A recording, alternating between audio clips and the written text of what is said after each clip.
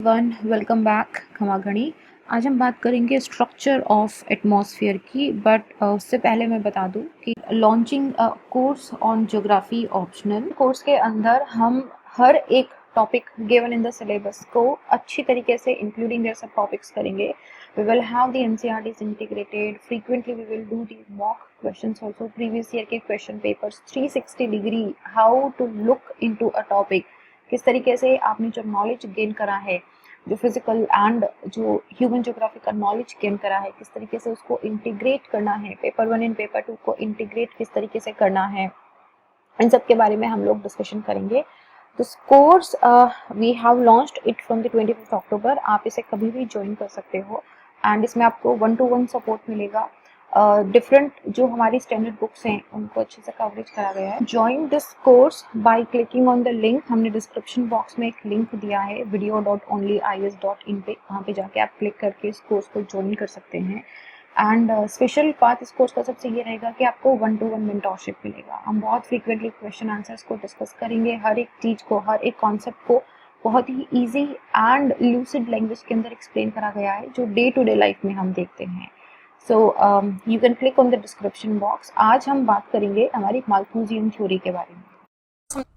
So starting with the population theory, इसमें हम दो थ्योरीज आज करेंगे, Malthusian theory and Marx. As I said, demographic transition DTT जो है वो हम नेक्स्ट में करेंगे. इनसे सिमिलरली एकरमैन की जो थ्योरी है, बहुत छोटी सी थ्योरी है पॉपुलेशन रिसोर्स की. इसके अंदर जो हमने एक क्वेश्चन देखा था ना, पॉपुलेशन इन फूड रिसोर्स का, that question will be covered here and in the Malthusian and a little bit in the Marx. So हम इस तरीके से इसको करेंगे, राइट? ओके. सो देखो, डिफरेंट थ्योरीज हैं. जैसे कि नेचुरल लॉ थ्योरीज दी गई है पॉपुलेशन की. आपको ये सारी थ्योरीज नहीं पढ़नी है. इन थ्योरीज में से क्वेश्चन नहीं आता है generally out of the box. ऐसे कभी भी यूपीएससी कहीं से भी दे सकता है, ऐसे जैसे लाइक एक बाउंसर की तरह. लेकिन उनके लिए एक कॉस्ट बेनिफिट रेशियो नहीं रहता है कि हम इन सारी थ्योरीज को पढ़ें. क्या थॉमस डबल डे की डाइट थ्योरी है, जोल्स डी क्रास्ट्रो की प्रोटीन कंजप्शन थ्योरी है, माइकल थॉमस सैडलर की डेस्टिनी थ्योरी है, हर्बर्ट स्पेंसर की बायोलॉजिकल थ्योरी है. आप चाहो तो एक बार इन थ्योरीज का नाम याद कर सकते हो. इन थ्योरीज का क्या इनमें मेन ऑब्जेक्टिव है वो इसके नाम में भी दिखा के रखा है. Socio economic theory of population में डूमोंट की थ्योरी ऑफ सोशल कैपिलरिटी है. तो इस तरीके से इन थ्योरीज को हम नहीं करेंगे, क्वेश्चन नहीं आता है, there is no sense of doing it. But if you emphasise, you can just have a look. इस थ्योरी को जस्ट गूगल करो, 2-4 लाइन देखो and you are good to go with this. इसमें इन डेप्थ में नहीं जाना है, cost benefit ratio नहीं है, समय होता है कम, सिलेबस है बहुत ज़्यादा, रिविजन उससे भी ज़्यादा है, आंसर राइटिंग प्रैक्टिस इन सबसे ज़्यादा है. So maximum utilisation of time करना है. First coming to the Malthusian theory.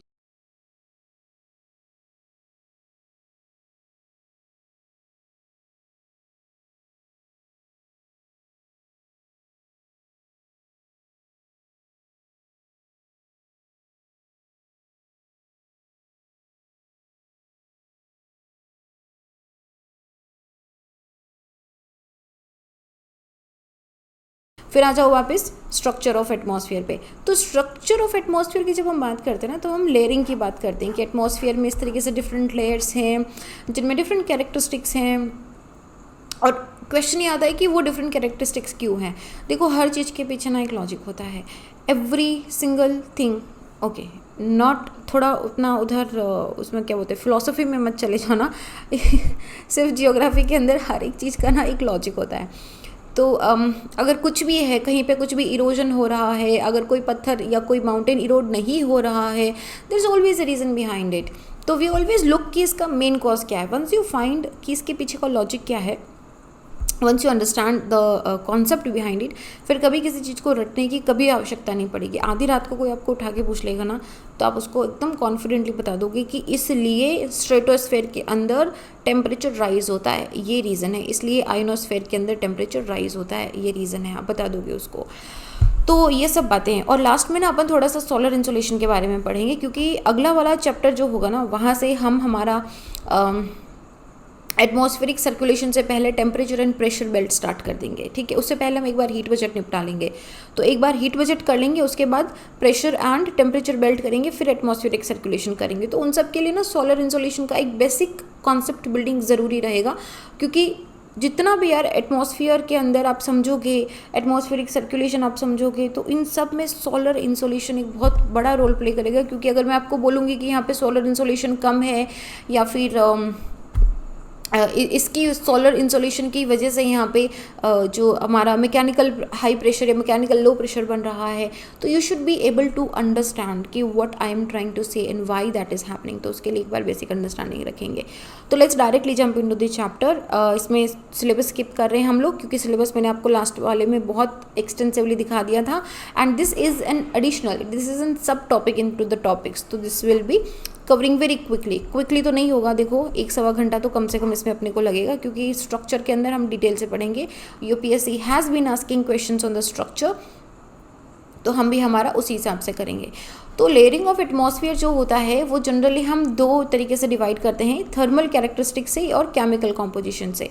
Thermal characteristic से कि टेम्परेचर वाइज कैसा है, एंड केमिकल कॉम्पोजिशन में वही गैसियस कॉम्पोजिशन कैसा है उसका। तो पहले हम थर्मल कैरेक्टरिस्टिक की बात करेंगे कि टेम्परेचर वाइज कैसे वेरी करता है। टेम्परेचर वाइज जैसे जैसे हम ट्रोपोस्फेयर से स्ट्रेटोस्फेयर, मेसोस्फेयर, थर्मोस्फेयर, एक्सोस्फेयर में जाते हैं, टेम्परेचर स्टैटिकली राइज नहीं करता है। अच्छा, मैंने आपको अभी ट्रोपोस्फेयर में हम बात करेंगे, एक लैप्स रेट होती है। This thing we know from geomorphology also, कि जैसे ही हम अर्थ की सरफेस से ऊपर की तरफ जाते हैं, टेम्परेचर जो है वो कम होता है, एयर जो है वो थिन होने लग जाती है, एयर काफ़ी हल्की होने लग जाती है और टेम्परेचर कम होने लग जाता है। सो ये जनरल कंडीशन है। तो हम ये बोलना चाहते हैं कि अच्छा, इसका मतलब है कि हम अर्थ की सरफेस से जितना ऊपर अंतरिक्ष की तरफ जाते जाएंगे, उतना ही क्या मेरा टेम्परेचर लो ही रहेगा। तो ऐसे में तो ऊपर स्पेस के अंदर पता नहीं कितना माइनस के अंदर टेम्परेचर होना चाहिए, but that is not there. तो इसका मतलब है कि अलग अलग स्ट्रेटोस्फेयर, मेसोस्फेयर, थर्मोस्फेयर, यहाँ पे टेम्परेचर कंटिन्यूसली डिक्लाइन नहीं करता है। स्ट्रेटोस्फेयर में इंक्रीज़ करेगा, ठीक है, आयोनोस्फेयर के अंदर फिर से इंक्रीज़ करेगा। तो इस तरीके से टेम्परेचर वेरी करता है, बट एक चीज़ कांस्टेंट है, दैट इज़ एयर प्रेशर जो है वो कंटिन्यूसली डिक्लाइन करेगा। क्यों करेगा? क्योंकि एयर थिन होती जा रही है, एयर जो है वो उसका डेंसिटी कम होता जाएगा।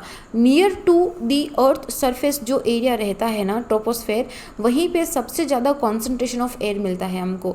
याद करो कॉम्पोजिशन ऑफ स्ट्रक्चर, मैंने क्या बोला था कि 60 किलोमीटर और 90 किलोमीटर तक ही हमको जो carbon dioxide, water vapour and oxygen है वो मिलती है ना। तो उसके ऊपर नहीं मिलती है, बहुत रेरिफाइड थिन हो जाती है, उसके ऊपर स्ट्रेटिफिकेशन हो जाता है, जिसके अंदर हमको हाइड्रोजन हो गया, हीलियम हो गया, ये सारी गैसेस मिलती है जो बहुत लाइट वेट होती है। एंड जो हेवी गैसेस होती हैं वो अर्थ के नियर क्लोजनेस में रहती है। क्यों? ग्रेविटेशनल फोर्स की वजह से। और ये यहाँ पे अर्थ की सरफेस पे प्रेशर भी डालती है, जिसको हम एटमॉस्फेरिक प्रेशर बोलते हैं। इसको एक्सटेंसिवली डिटेल में देखेंगे। So we have 5 vertical zones: troposphere, stratosphere, ozonosphere, ionosphere and exosphere. So we are going to go into deep dive. But before that, see, 2 चीज़ें याद रखनी है। नॉर्मल कंडीशंस में टेम्परेचर जो है वो डिक्लाइन होगा, it is going to decline, and pressure जो है वो तो जाहिर सी बात है कम ही रहेगा। 2 चीज़ें ध्यान रखनी है, ओके। और एक और चीज़ ध्यान रखनी है कि अर्थ का जो शेप है ना वो ऐसे परफेक्ट स्पेयर नहीं है, ये थोड़ा सा बल्ज निकला हुआ है इक्वेटर पे। तो इसकी वजह से आप ऐसे मानो कि जो पोल्स हैं वो थोड़े से चपटे हैं और जो इक्वेटर है वो थोड़ा सा बाहर की तरफ इसका टमी निकला हुआ है, जैसे अर्थ का हल्का सा टमी निकल गया है ना। तो ये मैंने फ़न वे में बोला है, इसको आप मतलब गलत तरीके में मत लेना। बस अर्थ ना थोड़ा, क्योंकि उसका रोटेशन बहुत फास्ट होता है, तो इसकी वजह से वो मटेरियल कॉन्सेंट्रेशन की वजह से इक्वेटर के पास में एक बल्ज बन जाता है, तो that bulge is there now. इसकी वजह से क्या होगा, देखो अर्थ का जो कोर है ना वो सबसे हेवीएस्ट है, एंड इसी जो ग्रेविटेशनल फोर्स है ना, आपको लगेगा कि इक्वेटर पे ग्रेविटेशनल फोर्स कंपैरेटिवली कम है देन दी पोलर एरिया। क्यों होगा? क्योंकि चपटा है तो वो कोर के ज़्यादा पास में है, इसलिए वहाँ पे ग्रेविटेशनल फोर्स कंपैरेटिवली थोड़ा सा ज़्यादा होगा। देखो इतना वो विजिबल डिफरेंस नहीं होता है, लेकिन जब हम वैल्यू कैलकुलेट करते हैं तो हम थोड़ा सा डिफरेंस मानते हैं। और बल्ज वाली जगह पे क्योंकि ये सरफेस अर्थ की कोर से हल्की सी दूर है, तो ये हमारा ग्रेविटेशनल फोर्स कम देगी, तो इसकी वजह से ट्रोपोस्फेयर का जो शेप है वो भी वेरी करता है। तो थोड़ी सी बेसिक चीज़ें ध्यान रखनी है। अब हम ये हमारा एक एल्टीट्यूडनल ग्राफ है इसका कि एल्टीट्यूड में ये किस तरीके से जा रहा है। तो ट्रोपोस्फेयर हमारा लगभग 12 किलोमीटर तक होता है, बट ये कांस्टेंट नहीं होता है। इसको भी 1 बाय 1 देखेंगे कि कैसे इक्वेटर एंड पोल पे डिफर करता है, सीजन वाइज ये डिफर करता है कि गर्मी के अंदर ये ज़्यादा ऊपर रहता है, सर्दी में ये नीचे की तरफ हो जाता है। विल जस्ट सी एवरीथिंग कि क्यों रीज़न क्या होता है। Then we have the stratosphere, then we have the mesosphere, thermosphere and exosphere. So this is about the temperature. As you can see कि टेम्परेचर यहाँ पे 20 डिग्री दिया हुआ है विच इज़ वार्मनेस, है ना। और जैसे जैसे इस तरफ जा रहा है ये जीरो पॉइंट की तरफ, 0 की तरफ, यहाँ पे टेम्परेचर कम हो रहा है। इसका मतलब अगर ये लाइन इस तरीके से वाई एक्सिस की तरफ मूव कर रही है तो टेम्परेचर 20 डिग्री से -35 डिग्री तक पहुँच रहा है, विच मीन्स ट्रोपोस्फेयर के अंदर जैसे ही आप एल्टीट्यूड में हाई जाओगे आपका टेम्परेचर कम होता जाएगा। फिर एक लेयर आया है लगभग 10 से 12 किलोमीटर का, 10 से 20 किलोमीटर का, ये ट्रोपोपोज होता है। यहाँ पे ट्रोपोपोज है, ये छोटी सी लाइन दिख रही है आपको 10 से 12 किलोमीटर, ये ट्रोपोपोज है। स्ट्रेटोस्फेयर के अंदर एक पॉइंट तक ये वाला जो लोअर स्ट्रेटोस्फेयर होता है यहाँ पे बड़ा ग्रेजुअली, बहुत ऑलमोस्ट होता ही नहीं है, थोड़ा सा स्टैटिक रहता है। बट द पॉइंट इज़ कि यहाँ पे डिक्लाइन भी तो नहीं हो रहा है। लॉजिकली तो इधर क्या होगा कि डिक्लाइन होना स्टार्ट हो जाएगा, डिक्लाइन होना स्टार्ट हो जाना चाहिए था, बट नहीं होता है। क्यों नहीं होता है वो भी अभी देखेंगे। फिर यहाँ पे आपको एक सडन इंक्रीज दिखाई देगा, शार्प इंक्रीज हो गया, यहाँ पे इंक्रीज हो गया है। फिर स्ट्रेटोपोज पे फिर से पोज हो गया, मेसोस्फेयर से फिर से डिक्लाइन हो गया है, और थर्मोस्फेयर पे फिर से इंक्रीज हो गया है। तो this is like increasing decreasing increasing decreasing वाले में चलता रहता है। और इस इंक्रीज एंड डिक्रीज के पीछे एक बड़ा ही हर एक लेयर का एक डिफरेंट लॉजिक है, एक रीज़न है।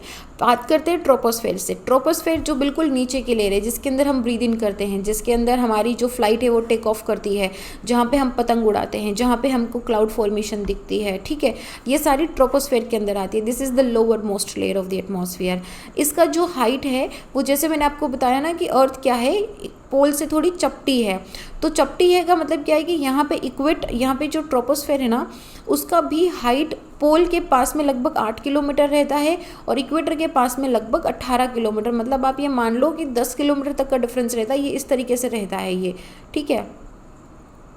तो एक तो ये हो गया। रीज़न क्या हो सकता है इसका? बड़ा सिंपल रीज़न है। अभी हालांकि हमने टेम्परेचर एंड प्रेशर बेल्ट नहीं पढ़े हैं, बट आपको जनरल अंडरस्टैंडिंग से ये पता है कि जो इक्वेटोरियल वाला एरिया होता है, जो टेम्परेट एरिया, ट्रॉपिकल एरिया है, ये ट्रॉपिकल एरिया होता है वार्म एरिया।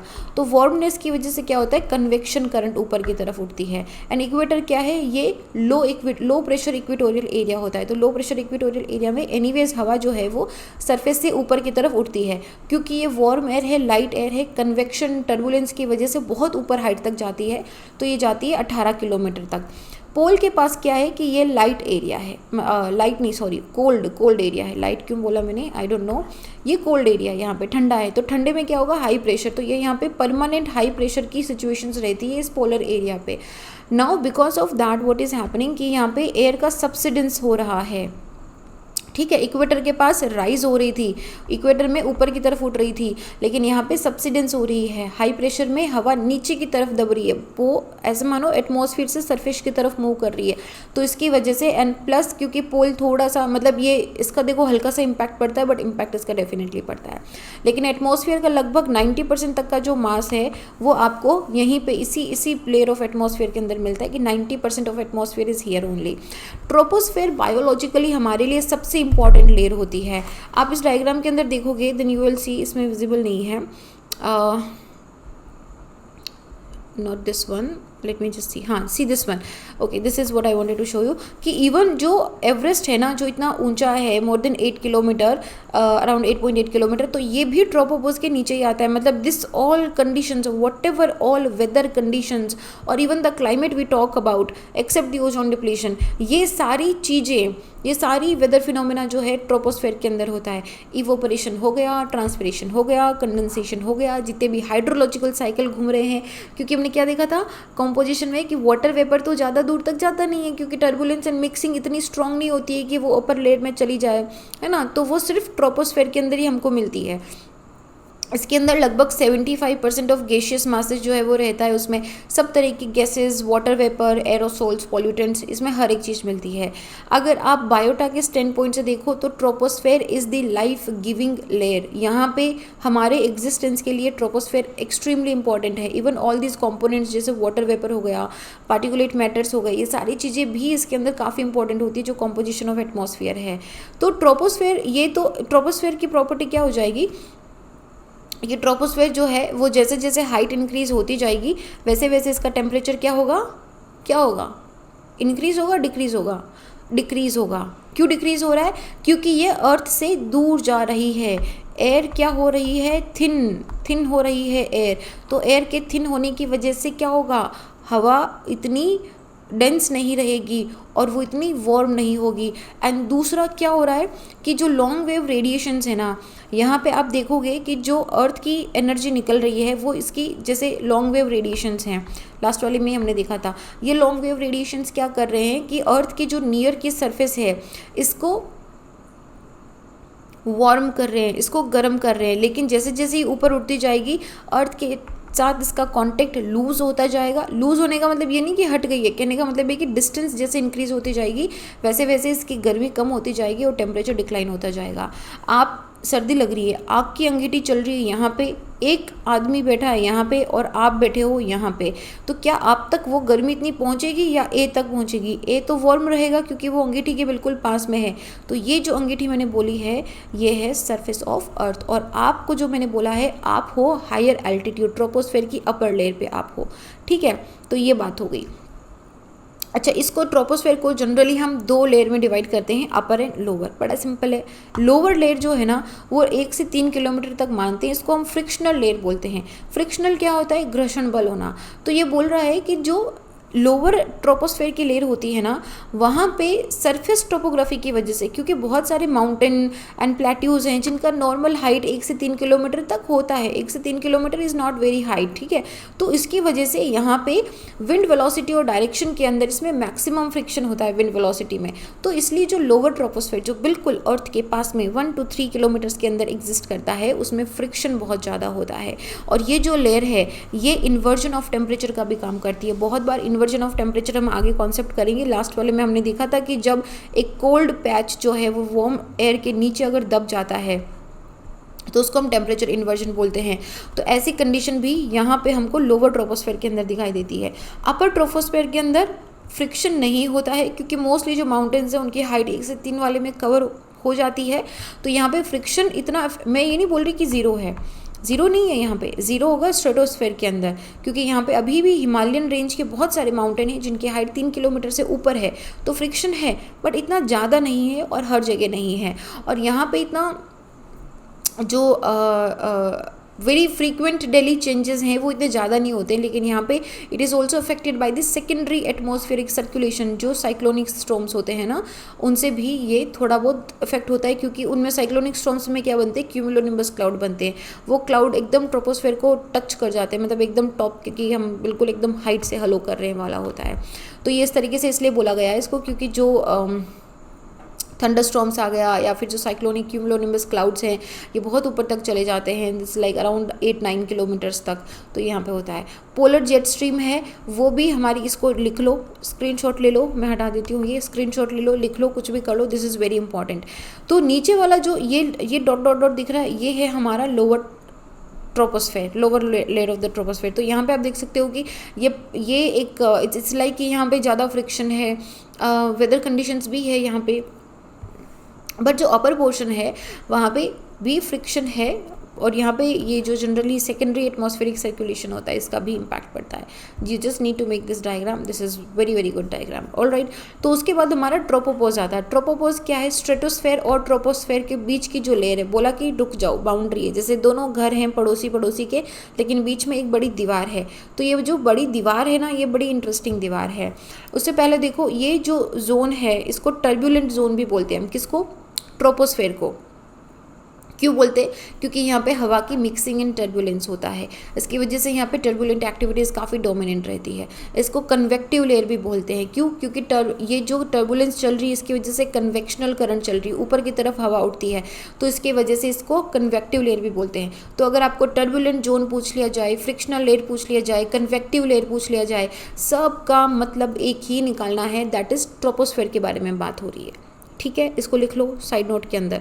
तो इसलिए इस लेयर के अंदर टेम्परेचर तो हमने देख ही लिया है कि जनरली टेम्परेचर जो है वो जैसे जैसे हाइट इंक्रीज होगी, जैसे एल्टीट्यूड इंक्रीज होगा वैसे ही, अच्छा एल्टीट्यूड और हाइट जो है ना हम इसको एच ही बोलते हैं। ठीक है, तो मतलब मैं हाइट बोलूँ या मैं एल्टीट्यूड बोलूँ, आप उसको एक ही चीज़ कंसिडर करना कि हम ऊपर की तरफ जा रहे हैं, हाइट अब हो रही है हमारी।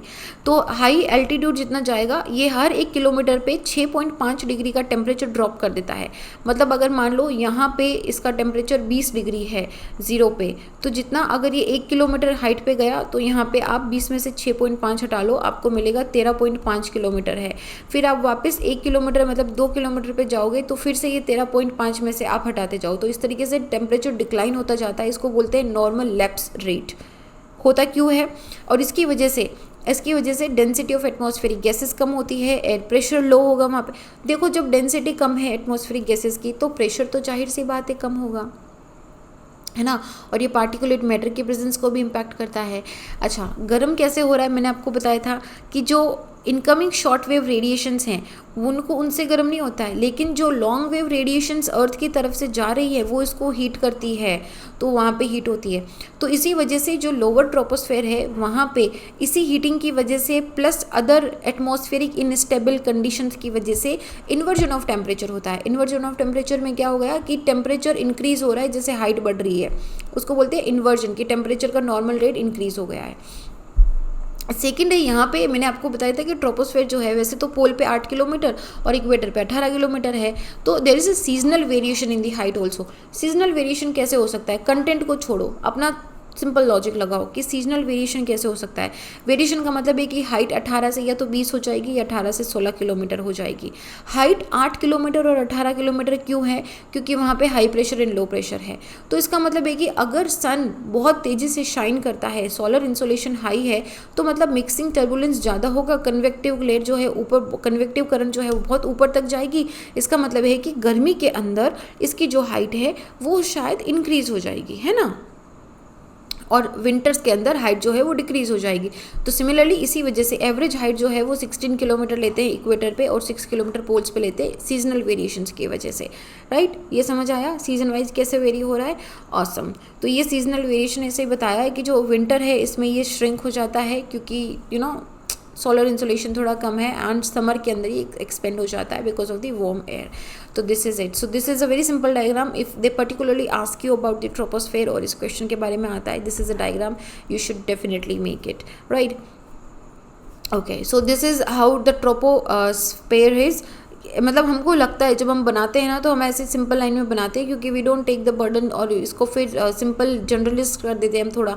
बाकी जनरली तो यही होता है कि पोल पे ये चिपका हुआ है 8 किलोमीटर पे और इक्वेटर पे ये फैला हुआ है, तो इस तरीके से पूरा ये सर्कुलेशन होता है। ठीक है, तो this is how the circulation is going on. Now you understand कि इक्वेटर पे क्या हो रहा है, हाई हीट है, सोलर इंसोलेशन ज़्यादा है, बहुत गर्मी पड़ रही है, इसकी वजह से एयर जो है वो राइज हो रही है, और जो राइज हो रही है तो ये यहाँ पे जो पोल्स है वो भी हायर है यहाँ पे, वेयर पोलर के पास लो हीट है, लो हीट की वजह से एयर सिंक कर रही है, विच इज क्योंकि it is permanent high pressure area and it is permanent low pressure area, and that is why there is less height on the tropopause also. Right, okay, done. Right, तो अभी बात करते हैं ट्रोपोपोज के बारे में। तो ट्रोपोपोज क्या है कि बीच की एक लेयर है ट्रोपोस्फेयर और स्ट्रेटोस्फेयर के बीच की। नाउ मैंने आपको बताया कि इसके अंदर क्या है कि जैसे जैसे हाइट एल्टीट्यूड बढ़ता जाएगा वैसे जो टेम्परेचर है वो डिक्रीज होता जाएगा। तो एक अगर ट्रोपोपोज 18 किलोमीटर पे है और एक ट्रोपोपोज अगर 8 किलोमीटर पे है, तो isn't there going to be a difference in the temperature? That is what it is saying कि पोलर के पास ट्रोपोपोज तक ये जब पहुंचता है तो इसका टेम्परेचर -52 डिग्री सेल्सियस होता है, और इक्वेटर के पास ये ट्रोपोपोज का टेम्परेचर -85 डिग्री सेल्सियस होता है, विच इज़ वेरी लो। ठीक है ना, ट्रोपोस्फेयर के पास इसका टेम्परेचर लो होता है। जैसे ये ट्रोपोपोज पे आता है तो ट्रोपोपोज क्या है, एक बाउंड्री जोन है। और ये जोन है, ये एक सिंपल ऐसे लाइन नहीं है, ये पूरा एक ऐसे जोन बना हुआ है जो लगभग 1.5 किलोमीटर का ऐसे थिकनेस का है। इसमें क्या बड़ी अच्छी कैरेक्टरिस्टिक्स हैं इसकी, ये डायग्राम देखो, ये जो ट्रोपोपोज आपको दिख रहा है ना, यहाँ पे क्या हो रहा है, इसका टेम्परेचर स्टैटिक हो जाएगा, डिक्लाइन होना बंद हो गया है। नहीं तो ये जनरली ऐसे लाइन जानी चाहिए थी, अभी इधर डिक्लाइनेशन बंद हो गया है। तो यहाँ पे ये एक ऐसे स्टैंड पॉइंट की तरह वर्क करता है। It is the coldest point in the troposphere, ठीक है। ट्रोपोस्फेयर के जस्ट नीचे की जो लाइन होती है वो coldest point of the troposphere होता है, पोल का, इक्वेटर का, ठीक है। सेकंड, ट्रोपोपोज जो है ना, ये as a blocking layer work करता है। यहाँ पे जितनी भी टर्बुलेंट है वो स्टॉप हो जाती है, काम नहीं करती है। एंड ऑल्सो ये इससे ऊपर एटमॉस्फेरिक वाटर वेपर नहीं जाती है। सो this is the upper limit of concentration. जितनी भी टर्बुलेंट के अंदर या फिर हमारी कन्वेक्शन करंट के अंदर जानी थी वो सारी इस लेयर से ऊपर नहीं जाएगी। That is the last point. इसका जो हाइट है वो इक्वेटर एंड पोल के पास वेरी करता है। Now the word troposphere and tropopause दोनों का मतलब है, ट्रोपोस्फेयर का मतलब हुआ कि zone of mixing, region of mixing, कि यहाँ पे मिक्सिंग हो रही है तो एयर यहाँ पे मिक्स होती रहती है। ट्रोपोपोज का मतलब हुआ कि पोज हो गई है। ट्रोपो का मतलब होता है मिक्स होना, ठीक है। ट्रोपोस्फेयर मतलब मिक्सिंग वाला जोन, ट्रोपोपोज मतलब मिक्सिंग स्पोज्ड, मिक्सिंग स्टॉप हो गई है, तो यहाँ पे मिक्सिंग स्टॉप हो जाती है। यहाँ पे एयर प्रेशर भी यहाँ पे बहुत कम रहता है क्योंकि एयर बहुत थिन हो जाती है। और वही जाहिर सी बात है, इक्वेटर पे आपको कम एयर प्रेशर दिख रहा होगा 100 मिलीबार्स, एंड पोल्स पे आपको थोड़ा 250 दिख रहा है। क्या रीज़न है? हाइट की वजह से रीज़न है। 8 किलोमीटर वर्सेस 18 किलोमीटर। 8 किलोमीटर पे एयर का डेंसिटी कंपैरेटिवली हाई रहेगा then the concentration of air at the 18 kilometre, है ना। ओके तो यहाँ पे इस वाले ये बड़ा यूनिफॉर्म होता है। यहाँ पे continuously continuity of tropopause is disturbed. कब डिस्टर्ब होती है?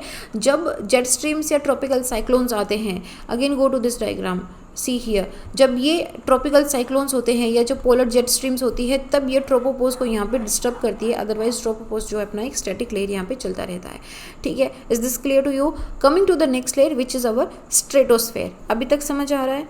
इधर उधर खोई तो नहीं? Are you still here? Awesome. Interest आ रहा है? I am assuming that you are saying yes, right? All right. थोड़ा ऑनलाइन में रहता ही है, मतलब आई ऑल्सो ट्राई कि how we can make it the most interactive, but you know but इसीलिए मैं आपको बोलती हूँ कि हमेशा अपना पेन एंड कॉपी हमेशा पास में रखो and keep writing what ever I mention, keep writing it. Next है स्ट्रेटोस्फेयर। स्ट्रेटोस्फेयर का जो है ये ट्रोपोस्फेयर के ऊपर है और ये लगभग 50 किलोमीटर तक मिलता है। इस लेयर के अंदर क्या होगा कि टेम्परेचर जो है ना, यहाँ देखो, यहाँ तक ट्रोपोपोज आ गया। ये जो पॉइंट है ये स्ट्रेटोस्फेयर है पूरा। तो ये स्ट्रेटोस्फेयर के अंदर एक पॉइंट तक टेम्परेचर डिक्रीज होना बंद हो जाएगा। टेम्परेचर जो ट्रोपोस्फेयर पे था उधर स्टैटिक होकर थोड़ा सा राइज होगा और जैसे ही ओजोन लेयर आएगी there is a sudden increase in the temperature. This is how it is working. ये ट्रोपोपोज हो गया, यहाँ तक हल्का हल्का राइज हुआ और जैसे ही ओजोन लेयर आई there is a sudden increase और बाद में मेसोस्फेयर पे जाके स्टैटिक हो जाएगा। फिर मेसोस्फेयर के बाद वापस ये डिक्लाइन में चला जाएगा। सो this is how it is working. Troposphere का जो आप काम देखो, ट्रोपोस्फेयर के अंदर ऊपर वाला है तो यहाँ पे कभी कभी ये क्यूमुलोनिम्बस क्लाउड ये थोड़े बहुत मुँह दिख जाते हैं यहाँ पे, जिसको हम एविल्स बोलते हैं एक्चुअली यहाँ पे। तो ये कभी कभी आपको हल्का सा स्ट्रेटोस्फेयर में दिख जाता है। बाकी यहाँ पे पोलर स्ट्रेटोस्फेरिक क्लाउड्स होते हैं which are responsible for what? Ozone depletion, right. Commercial jets, यहाँ पे स्पाई प्लेन्स हो गए, ब्लू जेट्स हो गए, वेदर बलून्स जो हैं वो स्ट्रेटोस्फेयर तक जाते हैं यहाँ पे। And then we have the ozone layer. यहाँ पे सबसे ज़्यादा कॉन्सेंट्रेशन होती है ओजोन लेयर की, राइट। ओके सो यहाँ पे जो अपर लिमिट ऑफ स्ट्रेटोस्फेयर है उसको स्ट्रेटोपोज बोलते हैं। Just like this is tropopause, similarly there is a stratopause also. So temperature यहाँ पे इंक्रीज हो रहा है। मैंने आपको बोला था कि हर चीज़ का एक रीज़न है। टेम्परेचर यहाँ पे इंक्रीज क्यों हो रहा है? क्योंकि यहाँ पे ओजोन जो है वो यूवी वेव को एब्जॉर्व कर रहा है। यूवी वेव के एब्जॉर्प्शन की वजह से यहाँ पे ब्रेकडाउन होता है ओजोन का, ओजोन एंड ऑक्सीजन मॉलिक्यूल के अंदर, एटम के अंदर, तो उसमें एनर्जी भी रिलीज़ होती है। तो वो एनर्जी का रिलीज़ होना, इसको एब्जॉर्व करना, इट मेक्स इट हीटेड, और वो एब्जॉर्प्शन की वजह से ही यहाँ पे टेम्परेचर क्या हो रहा है? राइज हो रहा है। यहाँ पे कंप्लीट जीरो तो नहीं but near absence of weather phenomena होता है, इसलिए यहाँ पे बड़ी स्टेबल कंडीशंस होती है। ये क्वेश्चन प्रीलिम्स में पूछा जा चुका है कि जो एरोप्लेन्स होते हैं वो कौन से स्फीयर के अंदर ट्रैवल करते हैं। वो जनरली स्ट्रेटोस्फीयर के अंदर जाते हैं। आपने देखा होगा, अगर आपने कभी भी एयर ट्रैवल करा है तो वो राइज करेगा करेगा करेगा करेगा करेगा, एक लेयर आ जाएगी, फिर यहाँ पे अभी मेरे पास फोटो नहीं है उस चीज़ का, बट आपको एक ऊपर जाके जब वो एकदम ऐसे स्टैटिक हो जाता है, देन यू विल सी कि you can C a very sharp contrast into the layers of the atmosphere. एक आप अभी जिस लेयर में आप अगर एकदम आप स्काई के अंदर चले गए, अभी वो स्ट्रेट हो गया है प्लेन, तो आपको दिखेगा कि ये वाली लेयर बड़ी क्लीन है, यहाँ पे क्लाउड्स सब नीचे की तरफ हैं, अनटिल अनलेस ये एक्सट्रीम वेदर कंडीशंस नहीं होती है, जब वो क्लाउड्स के अंदर से जा रही होती है प्लेन, या अगर वो लोअर एल्टीट्यूड पे नहीं होती है, तो जनरली आपको एक शार्प कॉन्ट्रास्ट दिखता है कि नीचे आपको इतना धुंधला सा दिखेगा, सारी सिटीज़ बहुत क्लीन नहीं दिखती है। आई एम नॉट सेइंग कि दिखती नहीं है, बहुत क्लीन नहीं दिखती है। And then upper layer is very clean, so stratosphere में जाता है। यहाँ पे बड़ी रेयर अक्रेंस ऑफ क्लाउड्स होती है, एयर सर्कुलेशन नहीं होता है। एयर सर्कुलेशन हमारा क्या है कि ये जनरली ट्रोपोस्फेयर का काम है।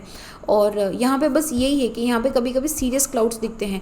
जो सीरियस क्लाउड्स होते हैं इनको मदर ऑफ पर्ल क्लाउड्स भी बोलते हैं, क्योंकि ये पर्ल की तरह दिखते हैं, और इनको नेक्रियस क्लाउड भी बोलते हैं। जो जनरली मिलते कहाँ, ये लोअर स्ट्रेटोस्फेयर में मिलेंगे। ओजोन लेयर के ऊपर किसी भी तरह की क्लाउड फॉर्मेशन नहीं होती है, किसी भी तरह का क्लाउड नहीं मिलता है। बहुत सारे रीज़न है। एक तो टेम्परेचर इंक्रीज होना स्टार्ट हो जाता है, तो जो भी थिन एयर है, जो भी लो डेंसिटी की एयर है, उसका रिलेटिव ह्यूमिडिटी इंक्रीज़ हो जाता है। ठीक है, तो ये जो क्लाउड्स जितने भी हमको अपीयर होते हैं तो वो लोअर स्ट्रेटोस्फेयर के अंदर ही अपीयर होते हैं। ठीक है, लोअर स्ट्रेटोस्फेयर जो है वो it is again very very important layer, किसके लिए, बायोस्फेरिक इकोसिस्टम के लिए। क्यों? क्योंकि इसके अंदर ओजोन होता है। ओजोन क्यों ज़रूरी है? ओजोन क्या करता है, यूवी रे को एब्जॉर्ब करता है। ओजोन कहाँ मिलता है हमको, लगभग 15 से 35 किलोमीटर के बीच में हमको मिलता है, और मैक्सिमम कॉन्सेंट्रेशन ओजोन की जो है वो 22 किलोमीटर के आसपास मिलती है। तो ओजोन कब तक, 80 किलोमीटर तक आपको हल्का फुल्का ओजोन का कॉन्सेंट्रेशन मिल जाता है, बट मैक्सिमम कॉन्सेंट्रेशन जो है वो 15 से 30 किलोमीटर के 35 किलोमीटर के आसपास मिलती है। कूल। अब क्या हो रहा है कि जो स्ट्रेटोस्फेयर का जो लोअर पोर्शन है ना, वहाँ पे इसी ओजोन की मैक्सिमम कॉन्सेंट्रेशन को हम ओजोन स्फेयर भी बोलते हैं। हालांकि इस ओजोन स्फेयर को अलग से एक लेयर की तरह नहीं रिकॉग्नाइज करा गया है। It is becoming a part of the stratosphere, क्योंकि ये बहुत थिक लेयर नहीं है। This is just 15 to 20 kilometre thickness layer. तो ये 15 to 20 किलोमीटर थिकनेस जो लेयर है, ये इसको अलग से लेयर नहीं बोला, इसको बोला कि नहीं, स्ट्रेटोस्फेयर के अंदर भी टेम्परेचर स्टैटिक हो गया, then it is increasing because of this, तो इसको हम स्ट्रेटोस्फेयर के अंदर ही इंक्लूड करेंगे। ओजोन गैस जो है ये बड़ी अनस्टेबल होती है। क्योंकि इसमें ये रिएक्ट कर जाती है जब अल्ट्रावायलेट रेज इसको हिट करती है, तो इसमें ना क्रिएशन एंड डिस्ट्रक्शन होता है, which is a very natural and gradual process. Naturally भी ओजोन जो है वो O3 नहीं रहती है। नेचुरली भी ये ऑक्सीजन O2+O के अंदर कन्वर्ट होगी, फिर से ये ओजोन में बनेगी, फिर से ये टूटेगी, फिर से ये बनेगी, तो इसका ना प्रोसेस चलता रहता है। It's a very natural process. तो ये होता क्या है कि नेचुरल प्रोसेस के अंदर अल्ट्रावायलेट रेज जब इसको हिट करती है तब ये ब्रेक होती है, फिर से ये जुड़ती है, फिर से ये ब्रेक होती है। पर हमने क्या करा है कि हमने डिस्टर्बेंस डाल दिया इसके अंदर। हमने जब से क्लोरोफ्लोरोकार्बन डालना स्टार्ट करा है, हमने एक नया एलिमेंट इसमें ऐड कर दिया है, जिसकी वजह से अभी जो ऑक्सीजन मेरी मिल रही है, जो ऑक्सीजन एटम और जो ऑक्सीजन मेरी सेपरेट हो रही है, वो rather than joining with each other and making an ozone again, वो यहाँ पे कुछ और ही एटम बना लेती है, कुछ और ही मटीरियल बना लेती है, और वो ब्रेक होता रहता है, चलता रहता है। सो इसीलिए बोलते हैं कि क्लोरोफ्लोरोकार्बन जो है इसका कॉन्सेंट्रेशन मिनिमम होना चाहिए। सो दिस इज़ हाउ ये जो स्ट्रेटोस्फेरिक ओजोन होती है, UVB ना, ये UV रेडिएशंस जो है ना, ये UVA, B and C होता है, बट B जो है ना ये सबसे ज़्यादा आप मानो कि हानिकारक होता है, सबसे ज़्यादा कार्सिनोजेनिक होता है। B नहीं पहुंचना चाहिए, तो B रेडिएशंस को कम्प्लीटली ब्लॉक कर दिया। Sorry, you can not enter, your password is wrong, you can not enter to the earth, तो उसको अर्थ में एंटर ही नहीं होने देती है ये। ठीक है, तो A, B and C आती है यहाँ पे। तो this is it, right. Okay, हाँ। तो रिसेंटली क्या, अभी ओजोन डिप्लीशन की बात करते हैं। लास्ट वाले में हमने बोला था कि we will be talking about ozone depletion. So ozone depletion क्या, देखो वैसे तो ओजोन टूटती रहती है, बनती रहती है, but the depletion is happening because of the human activities. तो जनरली जो कंबाइनिंग ऑफ एटमॉस्फेरिक ऑक्सीजन होता है, जब वो सिंगल ऑक्सीजन मॉलिक्यूल के साथ में अटैच होता है तो ओजोन बनती है। O2+O जब अटैच होता है तो ओजोन बन गई। तो बाद में यही ओजोन फिर से O2+O के अंदर ब्रेक डाउन होती रहेगी। मेन कल्प्रिट इसका होता होता है जो हेलोजनेटेड गैसेस होती हैं, जैसे कि क्लोरोफ्लोरोकार्बन हो गई है, CFC हो गई है, ये गैसेस क्या होती है, ये सिंथेटिक केमिकल्स होते हैं। ये सिंथेटिक केमिकल्स के अंदर होते हैं ये highly active chlorine, fluorine and carbon, जो which initially stable compound which don't have, देखो ग्राउंड लाइफ पे तो जैसे स्प्रे वगैरह हो गया, कोई इनका हानिकारक प्रोसेस नहीं होता है, ग्राउंड पे तो ठीक है, लेकिन जब ये टर्बुलेंस एंड मिक्सिंग के साथ मिक्स होके यहाँ पे ओजोन लेयर के आसपास पहुँच जाती है, that is the point when they start depleting the layer. तो जनरली क्या होता है कि जो CFC मॉलिक्यूल है, जब ये UV रेज के अंदर ऑक्सीजन तो ब्रेक हो ही रही है, ये भी ब्रेक हो रहा है, तो इससे क्या होता है कि ये ClO बना लेता है, यहाँ पे ये अलग कंपोनेंट बना लेता है, ऑक्सीजन बन गया, ClO बन गया है, तो इसकी वजह से वापस ओजोन नहीं बन पाती है। ओजोन का कण टूटा, ओजोन टूटी oxygen O2 and oxygen molecule के अंदर, लेकिन वो वापस जुड़ के ओजोन नहीं बना पाया, जो एक नेचुरल प्रोसेस होता है। तो इसकी वजह से हम बोलते हैं ओजोन डिप्लीशन। अंटार्कटिका के ऊपर एक बहुत बड़ा पैच ऑफ ओजोन डिप्लीशन बन गया था, हालांकि अभी it has reduced over the years. वहाँ पे काफ़ी सारे जो मेथड्स लगाए गए थे, काफ़ी सारे जो एफर्ट्स करे गए थे, उसकी वजह से ओजोन डिप्लीशन की जो लेयर है वो धीरे धीरे कम होने लग गया है, वो एरिया कम होने लग गया है। तो ये है, तो इसमें क्या हो रहा है कि ये सिंथेटिक केमिकल्स आए कहाँ से, जो हम एयर कंडीशनर या फिर जो हम डिओड्रेंट्स यूज़ करते हैं, जो हम रेफ्रिजरेटर के अंदर यूज़ करते हैं, जो आपका पेंट स्प्रे होता है, इन सब के अंदर ये निकलता है। तो ये क्लोरोफ्लोरोकार्बन एज ए प्रोपेलेंट भी यूज़ करा जाता है। तो इसमें क्या होता है कि ये स्ट्रेटोस्फेयर में जो वर्टिकल एटमॉस्फेरिक सर्कुलेशन क्या हुआ, जो अपर ड्राफ्ट चली है ना, जो कन्वेक्शनल करंट चले हैं, इनकी वजह से ये कहाँ पहुँच जाता है, अपर लेयर के अंदर, विच इज़ स्ट्रेटोस्फेयर के अंदर पहुंच जाता है, और वहाँ पे ये जाके ओजोन के साथ मैच हो जाता है, और नहीं ऑक्सीजन के साथ मैच हो जाता है, और ओजोन को बनने नहीं देता है। इट्स लाइक कि इसने ओजोन का ब्रेकअप करवा दिया है, ठीक है। तो this is it. Then depletion of ozone would result into rise in temperature, that is what is happening. तो उसकी वजह से क्या हो रहा है, क्यों हो रहा है, क्योंकि UV रेज जो है वो सीधी पहुँच रही है। तो this is also one of the major reason for the global warming, acid rain, melting of continental glaciers, rise in the sea level, skin cancer, poisonous smoke also, photosynthesis, ecological disaster, ecosystem instability, and what not is happening because of this. It to us, I don't think this is a small issue which should be ignored. तो जब भी आप climate change की बात करो, talk about ozone depletion also, right. Okay, उसके बाद आता है हमारा मेसोस्फेयर। मेसोस्फेयर क्या है कि ये लगभग 50 से 80 किलोमीटर की हाइट में रहता है। जैसे जैसे फिर से इसमें टेम्परेचर डिक्रीज़ होना स्टार्ट हो जाएगा। स्ट्रेटोस्फेयर के अंदर इंक्रीज़ हो रहा था, मेसोस्फेयर के अंदर फिर से ये डिक्रीज़ होना स्टार्ट हो जाएगा। तो ये जो एकदम स्ट्रेटोपोज है ना, स्ट्रेटोपोज के ऊपर ये एकदम थोड़ी सी देर स्टैटिक हो जाएगा, उसके बाद में there is decline in the temperature, ठीक है। तो मतलब 80 किलोमीटर तक जाते जाते ही तो उसका टेम्परेचर -80 डिग्री हो जाता है। बट सरप्राइजिंग लग रहा है आपको, ट्रोपोस्फेयर पे कितना टेम्परेचर था, -84 डिग्री सेल्सियस, है ना। इक्वेटर के पास में ट्रोपोपोज का इतना ही तो था, -84 डिग्री सेल्सियस, और यहाँ पे ट्रोपोस्फेयर, इसका मेसोस्फेयर का अपर पोर्शन का कितना है, -80 डिग्री। जो और भी ऊपर जाते जाओगे तो -100 to -133 आता जाएगा। क्यों हुआ ये ऐसा, ये इंक्रीज़ क्यों नहीं हुआ, क्योंकि स्ट्रेटोस्फेयर में टेम्परेचर इंक्रीज़ हो गया था, तो वापस जब डिक्रीज़ हो रहा है तो उसकी वैल्यू ऐसे चेंज हो गई थी।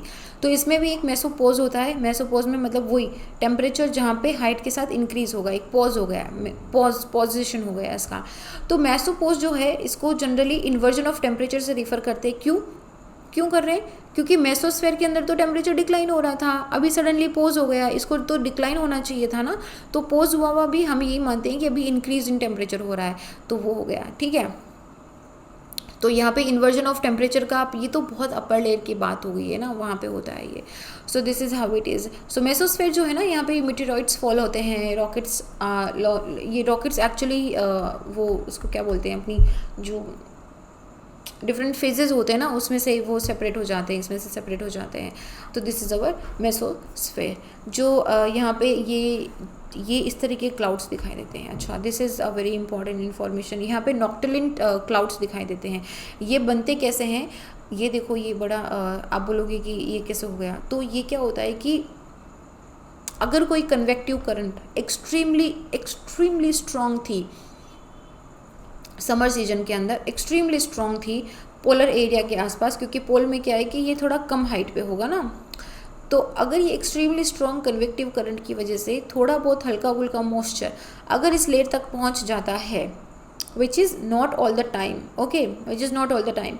और यहाँ पे जो मीटेरॉइड बर्न हुआ है उसकी वजह से जो डस्ट पार्टिकल हैं, अगर ये यहाँ पे क्या होगा, मेसोस्फेयर में क्या हो रहा है, टेम्परेचर हो रहा है डिक्रीज, तो उसकी वजह से क्या होगा कि जो वाटर वेपर है वो कंडेंस होना स्टार्ट हो जाएगी। कंडेंस होने के लिए उसको क्या चाहिए, एक हाइग्रोस्कोपिक न्यूक्लियाई चाहिए, एक सपोर्ट चाहिए। वो सपोर्ट कहाँ से मिला, मीटेरॉइड डस्ट की वजह से, मीटेरॉइड डस्ट की वजह से। तो उस डस्ट पे वो वाटर वेपर अपना पार्टिकल बना के क्लाउड बना लेगा। ये क्लाउड में बारिश नहीं होती है, these are just the noctilucent clouds होते हैं। ये इस तरीके से दिखते हैं, बड़े शाइन करते हुए, ठीक है। This is a very very like unique property of the mesosphere. यहाँ पे फिर आता है हमारा थर्मोस्फेयर। थर्मोस्फेयर के अंदर फिर से क्या होगा, टेम्परेचर इंक्रीज़ करेगा। जैसे जैसे हाइट में ऊपर जाते जाओगे, आप मेसोपोज आ गया, मेसोपोज में क्या हुआ, टेम्परेचर एकदम स्टैटिक हो गया। अभी मेसोपोज से ऊपर थर्मोस्फेयर है, थर्मोस्फेयर में क्या होगा, फिर से टेम्परेचर क्या होगा, इंक्रीज़ होना स्टार्ट हो जाएगा।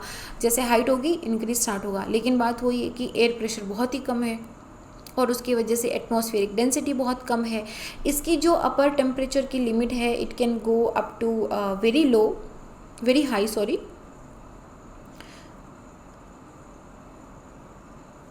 पर इसमें एग्जैक्ट टेम्परेचर का वैल्यू आप बता भी नहीं सकते हो, क्योंकि यहाँ पे क्या है कि एयर बहुत ही थिन रेडिफिकेशन ऑफ एयर हो जाता है यहाँ पे।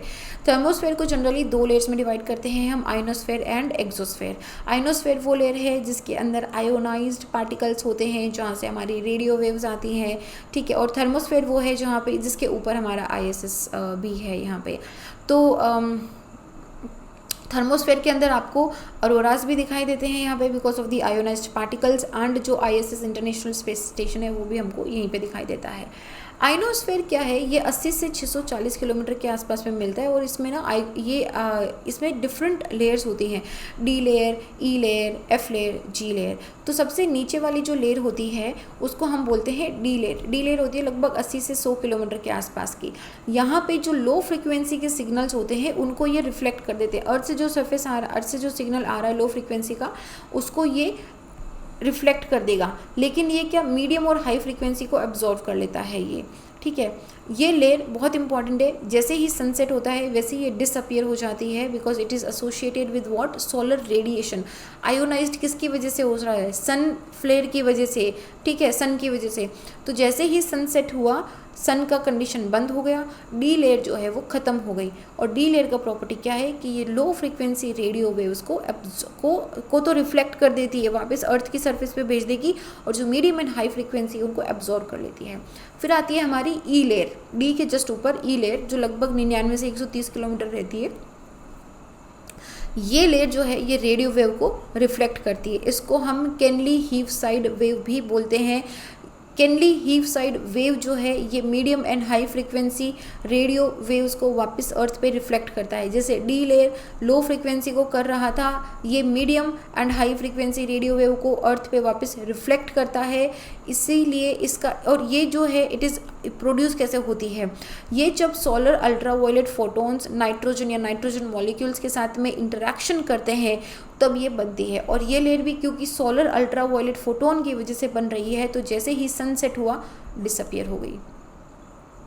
Okay, D layer, E layer समझ आया। डी लेयर सबसे नीचे है, लो फ्रीक्वेंसी रेडियो वेव को रिफ्लेक्ट करती है, मीडियम एंड हाई फ्रीक्वेंसी को क्या करेगी, अब्जॉर्व कर देगी, सनसेट होते ही डिसअपियर हो जाएगी। उसके ऊपर है ई लेयर। ई लेयर को केनली हीव साइड भी बोलते हैं। क्या करेगी, मीडियम एंड हाई फ्रीक्वेंसी को रिफ्लेक्ट कर देगी। बनती कैसे है, जब सोलर अल्ट्रावायलेट फोटोन नाइट्रोजन के साथ इंटरैक्ट करते हैं, सनसेट होते ही डिसअपियर हो जाएगी। Done. Then come to the F and G layer. जो ई लेयर है ना, इसमें एक स्पोडिक ई लेयर भी होती है, जहाँ पे बहुत हाई वेलोसिटी विंड होती है, हालांकि बहुत थिन होती है लेकिन फिर भी, और ये जो very high frequency radio waves होती हैं उनको ये रिफ्लेक्ट करती है। ई लेयर जो है, फिर इसमें E2 लेयर भी होती है जिसकी हाइट लगभग 150 किलोमीटर तक होती है, और ये जब अल्ट्रावायलेट सोलर फोटोन ऑक्सीजन के साथ रिएक्शन करता है तब ये बनता है, और ये भी नाइट पे, मतलब सनसेट के बाद डिसअपियर हो जाती है। तो ये समझ आया okay, then we have the F layer. F layer जो है उसको भी 2 लेयर में डालते हैं, तो ये भी इसको एपल्टन लेयर भी बोलते हैं। ये लगभग medium and high frequency radio wave को वापस रिफ्लेक्ट कर देता है। Then we have the G layer which is persistent day and night, लेकिन ये डिटेक्टेबल नहीं होती है, जो 400 किलोमीटर से ऊपर मिलती है, बहुत रेयरली डिटेक्ट होती है ये। तो ये हो गई हमारी 4 layer, D layer, E layer, F layer and G layer. समझ आया? सिर्फ डी लेयर ऐसी है जो लो फ्रीक्वेंसी को रिफ्लेक्ट करती है, ई एंड एफ जो है high, very high, medium frequency को रिफ्लेक्ट करती है। जी वेव जो है, जी लेयर जो है वो बड़ी ऊपर है, डिटेक्टेबल नहीं है। ओके, तो इस तरीके से होता है ये D layer, E layer, F layer and ऊपर जो जी लेयर होता है वो डिटेक्टेबल नहीं होता है। Right, this is fine to you? Okay, so next is our exosphere. Exosphere जो है ये सबसे अपर मोस्ट पोर्शन होता है। एग्जोस्फेयर मतलब अभी अर्थ का एटमॉस्फेयर बिल्कुल अंतरिक्ष में मिक्स होने वाला है, there is a mixing into the space. तो यहाँ पे गैसेस बहुत ही रेडिफाइड हो जाती है, और यहाँ पे क्योंकि ये अर्थ से दूर भी जा रहा है, यहाँ पे अर्थ से काफ़ी डिस्टेंस पे है ये, तो उसकी वजह से अर्थ का ग्रेविटेशनल फोर्स भी इसको इतना कैप्चर नहीं कर पाता है, और डेंसिटी ऑफ एयर वैसे भी बहुत कम रहती है। एंड यहाँ पे temperature is increasing with increasing height. क्यों इंक्रीज हो रहा है? क्योंकि सोलर रेडिएशंस डायरेक्टली फॉल हो रही है यहाँ पे, ठीक है। It's in upper atmosphere, it's in almost it is the last portion of earth's atmosphere. Earth का नहीं बोलूँगी मैं, क्योंकि अभी जैसे ही आप एग्जोस्फेयर से बाहर निकलोगे, आप मैग्नेटोस्फेयर की जो रिल्म है उसमें तो अभी भी रहोगे, क्योंकि यहीं पे हमारा जो वेन बेल्ट है वो होता है, और अर्थ का जो मैग्नेटिक फील्ड है you can still feel after the exosphere. हालांकि एटमॉस्फेयर नहीं है, बट अर्थ का magnetic field can be felt here. तो यहाँ पे डेंसिटी तो बहुत कम हो ही गई है यहाँ से, जाहिर सी बात है। एंड यहाँ पे एटमॉस्फेयर जो है वो नेबुला की तरह रिप्रेजेंट करता है, बड़ा रेडिफाइड होता है, टेम्परेचर भी इसके बिल्कुल आउटर लिमिट पे पहुँच जाता है। And this is the above ionosphere के ऊपर होती है, और ये एक्सोस्फेयर एंड मैग्नेटोस्फेयर होती है। This zone is characterized by the Van Allen radiation belt, जिसमें हमारे अरोराज बनते हैं, नदन लाइट्स जो बनती है, जो कहाँ पे पढ़ी थी हमने? जियो मैग्नेटिज्म के अंदर पढ़ी थी, अरोराज पढ़ा था हमने, कॉन्सेप्ट ऑफ अरोराज, राइट। सो ये डिफरेंट लेयर्स ऑफ एटमॉस्फेयर है, आपको ध्यान रखना है कौन से लेयर के अंदर कौन सा प्रोसेस होता है, अगर टेम्परेचर इंक्रीज या डिक्रीज हो रहा है तो उसका क्या रीज़न है, राइट। तो this is a complete picture of that. Then the second categorization we done was on the basis of the chemical characteristics, chemical characteristic के बेसिस पे। तो ये केमिकल कैरेक्टरिस्टिक हम जनरली 2 लेयर में डिवाइड करते हैं, होमोस्फेयर एंड हेट्रोस्फेयर। होमोस्फेयर क्या होता है? सेम है, सब सेम चीज़ें हैं। तो जो नीचे वाला पोर्शन है इसको हम होमोस्फेयर बोलते हैं। होमोस्फेयर क्यों बोलते हैं? क्योंकि यहाँ पे इस तरीके से टर्बुलेंट मिक्सिंग होती रहती है ना एयर की, कि आप इसमें एयर को स्ट्रेटिफाई नहीं कर सकते कि हर एक एयर मिक्स है। आप यहाँ से 2 किलो 4 किलो एयर ले लो, आपको सारी एयर मिलेगी। लेकिन आप हेट्रोस्फेयर में जब जाओगे तो यहाँ पे ग्रेविटेशनल फोर्स कम हो गया है, ये डिफरेंट रेरिफाइड है, जो स्ट्रेटिफिकेशन ऑफ एयर हो जाता है। तो यहाँ पे नाइट्रोजन एंड ऑक्सीजन जो थोड़ी हैवी होती है हमको नीचे मिलती है, ओजोन, हीलियम, हाइड्रोजन, ये हमको जैसे जैसे ऊपर जाते जाएंगे एक्सोस्फेयर की तरफ वैसे वैसे इन लेयर का मिलता जाएगा। तो यहाँ पे स्ट्रेटिफिकेशन हो जाता है according to the molecular weight. Okay, तो ये होता है हेट्रोस्फेयर। होमोस्फेयर कोई आप you can not divide, there is no layer, there is no stratification, सारी एयर एक दूसरे के साथ मिक्स हो रही है यहाँ पे, कोई एक मतलब सब समान है, सब समान है यहाँ पे। हेट्रोस्फेयर में जो ज़्यादा हल्की है वो उतनी ज़्यादा ऊपर है, ठीक है। तो इस तरीके से ये बनता है। तो जो हमारा एक एक करके देखते हैं हम। होमोस्फेयर जो है ये 3 लेयर में बनता है, ट्रोपोस्फेयर, स्ट्रेटोस्फेयर एंड मेसोस्फेयर। तो ये लगभग 80 किलोमीटर तक एक्सटेंड करता है, और इसमें भी टेम्परेचर तो देखो वही इंक्रीज एंड डिक्रीज है। ट्रोपोस्फेयर में टेम्परेचर डिक्रीज करेगा, स्ट्रेटोस्फेयर में टेम्परेचर इंक्रीज करेगा, और मेसोस्फेयर में टेम्परेचर वापस डिक्रीज करेगा। और एयर की जो डेंसिटी है वो भी एल्टीट्यूड के साथ में डिक्रीज होती जाएगी। लेकिन कॉम्पोजिशन ऑफ जो गैसेज है वो लगभग यूनिफॉर्म रहता है। ऐसे में इसमें ऑक्सीजन रहती है 21%, नाइट्रोजन है 78%, बाकी इसमें जैसे आर्गन, कार्बन डाइऑक्साइड, जो कॉम्पोजिशन ऑफ एटमॉस्फेयर है वो सारी गैसेज रहती है इसके अंदर, ठीक है। तो गैसेज का कॉम्पोजिशन सेम रहता है। I am not saying concentration की बात करेंगे तब तो डेंसिटी की बात आ जाएगी। कॉम्पोजिशन ऑफ एयर सेम रहता है, इसकी वजह से इसको होमोस्फेयर बोलते हैं। ट्रोपोस्फेयर क्या है? हमने ये सारा पढ़ लिया है, वेदर लेयर है, ठीक है। ये सारा कंटेंट वैसे मैंने आपके रिवीजन के लिए रखा है यहाँ पे। उसके बाद स्ट्रेटोस्फेयर जो है ये मिडिल लेयर है, और मेसोस्फेयर ऊपर सबसे ऊपर वाली लेयर है। Exception of होमोस्फेयर is just the concentration of O3, ये एक एक्सेप्शन है, इसको स्टार मार्क करो, इसको इंपॉर्टेंट है बहुत ही कि आप एग्जैक्टली नहीं लिख सकते, you can not miss out the point कि ओजोन नहीं है वहाँ पे, तो ये एक पर्टिकुलर ओजोन का पॉइंट लिखना है। And also you can say कि जो लोअर लेयर है वहाँ पे water vapour and dust particle का भी थोड़ा सा डिफरेंस मिलता है यहाँ पे, लेकिन हमारी जो increasing disturbance into the natures procedure है उसकी वजह से काफ़ी जो गैसेज हैं उसमें मिक्सिंग हो रही है, क्योंकि जब कार्बन डाइऑक्साइड का परसेंटेज कंटिन्यूसली इंक्रीज हो रहा है, ऑक्सीजन का परसेंटेज अभी तो नहीं बोला है कि डिक्रीज हो रहा है, but with all the processes going on there might come a chance in the future जब कम हो जाएगा। तो this is how it is going. Okay, homosphere is what, composition of atmosphere is uniform. Heterosphere is what, atmosphere is layered by molecular weight and the electrical charges. There are different layers into the heterosphere. Heterosphere evenly mixed नहीं होती है, 80 kilometre से 10,000 मतलब एकदम ऊपर जहाँ तक आपको कोई एयर नहीं मिलेगी वहाँ तक आपको मिलती है ये, ठीक है। और ये जो हेट्रोस्फेयर है इसमें 2 लेयर्स होती हैं generally, thermosphere and exosphere. Okay, thermosphere जो है वो बॉटम होता है और जो एक्सोस्फेयर है वो इसका टॉप रीजन होता है यहाँ पे। अच्छा, यहाँ पे ये चीज़ है, यहाँ पे ना जनरली 4 डिस्टिंक्टिव लेयर्स मिलती है, तो जब आपके पास स्ट्रेटिफिकेशन ऑफ एटमॉस्फेरिक गैसेज आए then you have to mention the heterosphere also. तो उसमें 4 डिस्टिंक्टिव लेयर में पहली होती है molecular nitrogen layer. Molecular nitrogen layer लगभग हमको 200 किलोमीटर तक मिलती है, फिर हमको मिलती है ऑक्सीजन जो 200 से 1100 तक के आसपास मिलती है। देखो, nitrogen is a heavier molecule than the oxygen, तो नाइट्रोजन नीचे है फिर ऑक्सीजन है, उसके बाद हमको मिलती है हीलियम की layer and then we have the hydrogen, the top most जिस जहाँ पे बिल्कुल स्पेस में एंटर हो गई है वो मिलती है हमको हाइड्रोजन की लेयर मिलती है। सो ये 4 डिस्टिंक्टिव लेयर्स ऑफ गैसेज हैं जो हमारी हेट्रोस्फेयर, ठीक है। तो ये डिस्टिंक्टिव लेयर ऑफ गैसेज हो गई।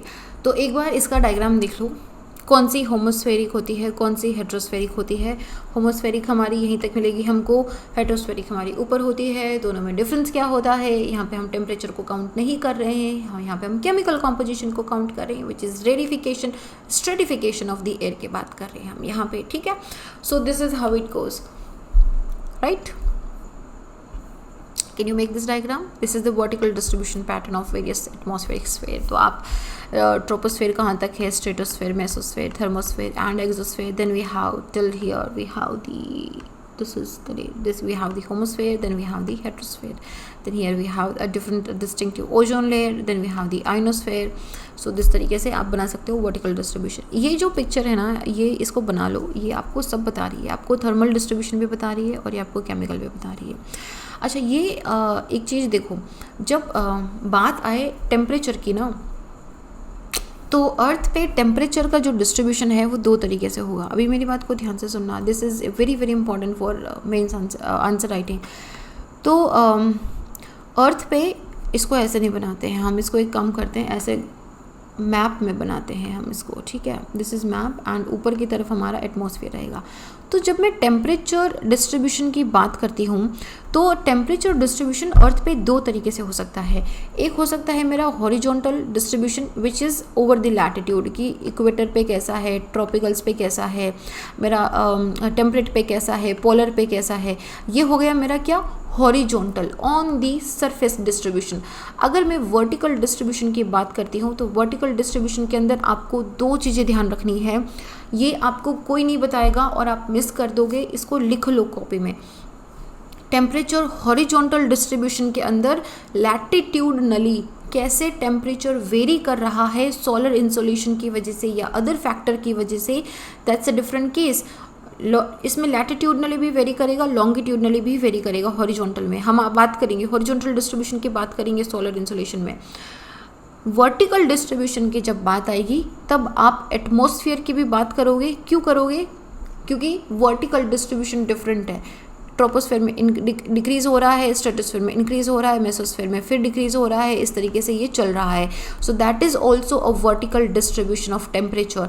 And also you will be talking a little bit about the surface की, जैसे आप अर्थ की इंटीरियर में नीचे की तरफ जाओगे टेम्परेचर क्या होगा, डिक्लाइन होगा, ओके।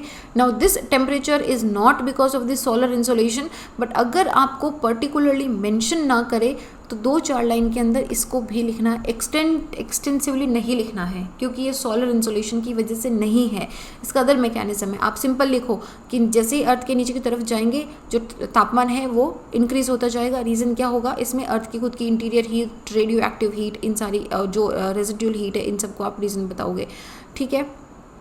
तो ये लिख लो अपनी कॉपी में, क्योंकि I know that most of you might forget कि हॉरिजॉन्टल में क्या लिखना था, वर्टिकल में क्या लिखना था। वर्टिकल में ऐसा नहीं सिर्फ एटमॉस्फेयर लिख के आ गए या सिर्फ एक्सटेंसिवली इंटीरियर की बात कर दी, no not like that. Are you clear with that? Okay. So मैंने आपको बोला था कि हम लोग सोलर इंसोलेशन भी करेंगे, but we are pausing this video here, क्योंकि आई थिंक कि थोड़ा स्ट्रेची हो गया है काफ़ी, हमने स्ट्रक्चर ऑफ एटमॉस्फेयर को काफ़ी कर लिया है। सो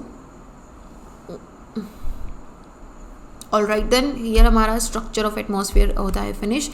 अच्छा, अगले वाले के अंदर हम क्या करेंगे, अगले वाले लेक्चर के अंदर हम सोलर इंसोलेशन देखेंगे कि ऐसे जो हॉरिजॉन्टल, वर्टिकल हमने पढ़ लिया है, ठीक है, वर्टिकल डिस्ट्रीब्यूशन ऑफ टेम्परेचर हो चुका है। हम बात करेंगे अब हॉरिजॉन्टल टेम्परेचर ऑफ डिस्ट्रीब्यूशंस की।